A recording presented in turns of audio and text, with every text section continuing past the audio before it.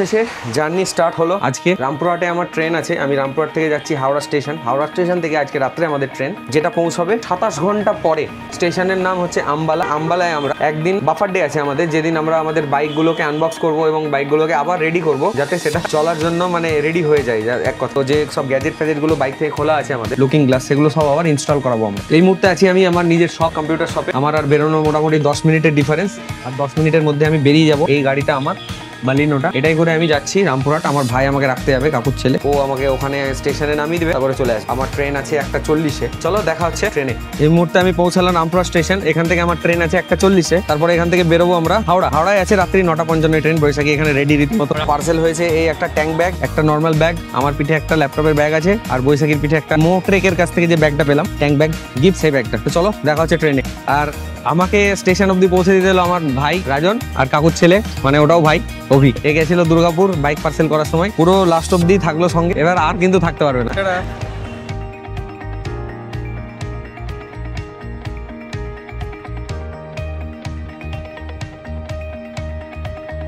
এই মুহূর্তে আমি এখন মাতারা এক্সপ্রেসে, যেটাই আমি যাচ্ছি শিয়ালদা অব্দি।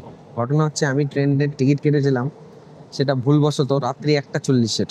লাস্ট মুহূর্তে যখন ট্রেনের লাইভ স্টেশন দেখছি আমি, তখন আমি বুঝতে পারলাম যে ঘটনাটা এই, যে আমি যে টিকিটটা কেটেছি রামপুরহাট থেকে হাওড়া, এটা রাত্রি 1:40-এ। তখন ইনস্ট্যান্ট একটা ট্রেন আমাদের দাঁড়িয়ে ছিল, ট্রেনটার নাম মাতারা এক্সপ্রেস, যেটা রামপুরহাট থেকেই ছাড়ে। সেই ট্রেনটাই আমি আবার উঠে পড়লাম তাড়াহুড়ো করে, এমার্জেন্সি দুটো টিকিট কেটে। সেটা এসি পাইনি, সেকেন্ড সিটিং। তো লাস্ট মুহূর্তে একটা ভালো ধাক্কা খেতাম, যদি আরো যখন দেরি হয়ে যেত তো আমার কিন্তু হাওড়া পৌঁছাতে অনেক সময় লেগে যেত। বোলপুর ঢুকে গেলাম। এইভাবে অবশেষে পৌঁছে গেলাম হাওড়া স্টেশন। হাওড়া স্টেশন থেকে অনেক পরে আমাদের ট্রেন ছিল, সেই জন্য এই জায়গাটা আমি স্কিপ করে দিয়েছি। বললাম যা ওদিকে দরজা খুলেই প্রথমে মেয়েরা থাকবে, আমি ওটা চাইছি না। আমি চাইছি ছেলেরা যারা আছে তারা ওইদিকে চলে যাক, তা আর মেয়েরা একটুখানি ভিতরের দিকে। Good decision. এই হলো আমাদের সেটআপ, মানে এই পুরো কম্পার্টমেন্টটাই আমাদের। আমরা যেভাবে কামরাটাকে কবজা করেছি না, মনে হচ্ছে আমরা কম টিকিট কেটে বেশি লোক উঠেছি। এই জায়গাটার মধ্যে প্রচুর গ্যাঞ্জাম হয়ে গেছে। ট্রেন ছেড়ে দিয়েছে, এখন আমরা টিফিন করবো। বাঙালি খাওয়াটা সবার আগে চাই। এখানে রয়েছে চিকেন ইন্টারনেট, যেটা দিয়ে গেছে Tapas. Thank you so much delicious খাবার দেওয়ার জন্য। ছেলেমেয়েরা সব এদিকে টিফিন নিয়ে যা। টিফিন দিয়েছে, টিফিন একজন দুটো নিবি না কিন্তু। এই নাও, এই যে মন খারাপ হয়ে যাচ্ছে নাকি তোমার?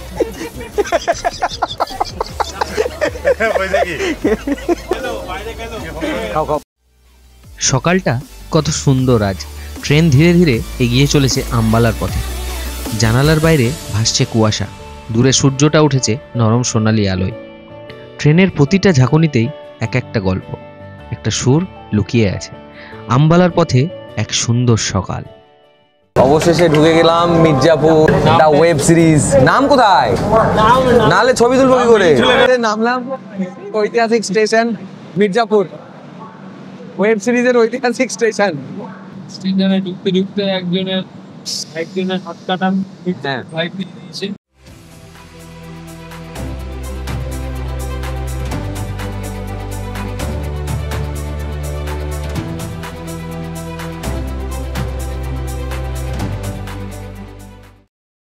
সকালটা কেমন জানি শান্ত। ট্রেনের জানালা দিয়ে সূর্যের আলো ঢুকছে। হাতে ব্রেড আর জ্যাম, সহজ কিন্তু ভীষণ মিষ্টি একটা সকালের ব্রেকফাস্ট। এক কামড় ব্রেড, এক চুমুক চা, আর জানলার বাইরে দৌড়ে চলা মাঠ, এতটুকুই যেন সুখ। মনে পড়ে গেল ছোটবেলার ট্রেন যাত্রা। সেই সময়েও এমনই ব্রেড, জ্যাম আর চা ছিল, শুধু তখন দায়িত্ব ছিল কম আর আনন্দ ছিল বেশি। আজও ঠিক তেমনই লাগছে, এক টুকরো জ্যামে মাখা স্মৃতি আম্বালার পথে।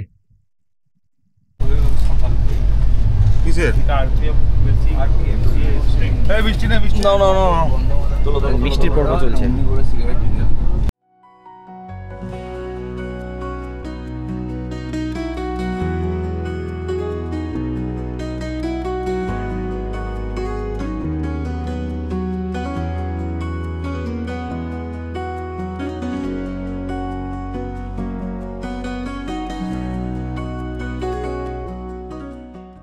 কোথায় নামলি এটা? এটা হচ্ছে সেই প্রয়াগরাজ যেখানে কুম্ভ মেলা হয়েছিল। এখানে আমাদের ট্রেনের হল্ট দিয়েছে মোটামুটি 10 মিনিট। এই কম্পার্টমেন্টটা আমাদের মোটামুটি অর্ধেকটা বুক আছে, এগুলো সব আমাদের সিট। ওটা হচ্ছে আমাদের সিট। এখন আমি দাঁড়িয়ে আছি কানপুর স্টেশনে। ট্রেন আমাদের এখানে 10 মিনিট হোল্ড আছে। নেক্সট স্টপেজ সম্ভবত পুরনো দিল্লি। আমাদের খাবারও দিয়ে দিয়েছে, দেখা যাক। আমরা মাছ ভাত নিয়েছি, তো আমাদের দুপুরের লাঞ্চ চলছে।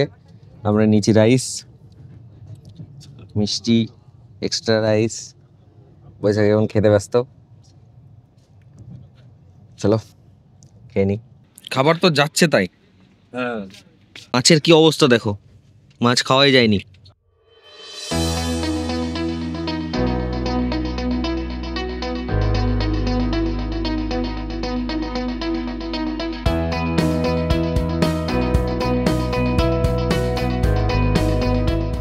ঘড়িতে সময় এখন সন্ধ্যা 7:06। আমি নামলাম আলিগড় স্টেশনে।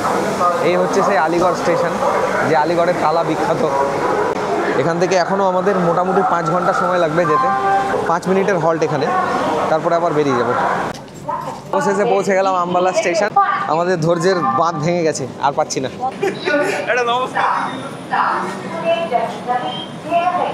এই অ্যাকচুয়াল ট্রেকার, এই ট্রেকে এসছে, আমরা শুধু রাইডে। এগুলো এখনো আমাদের টিম ফাঁকা হয়নি, পুরো বগিটাই আমাদের ভর্তি ছিল কামরাটা। কেউ নেই তো, শুয়েটায় নেই তো আবার? দেখো দেখো কেউ শুয়ে টুয়ে আছে নাকি, দেখো তুলে আনো। চলো দেখা হচ্ছে, এখানেই স্টেশনেই ব্যবস্থা করা আছে, সেখানে আমরা চলে যাবো। চলো দেখা হচ্ছে রুমে।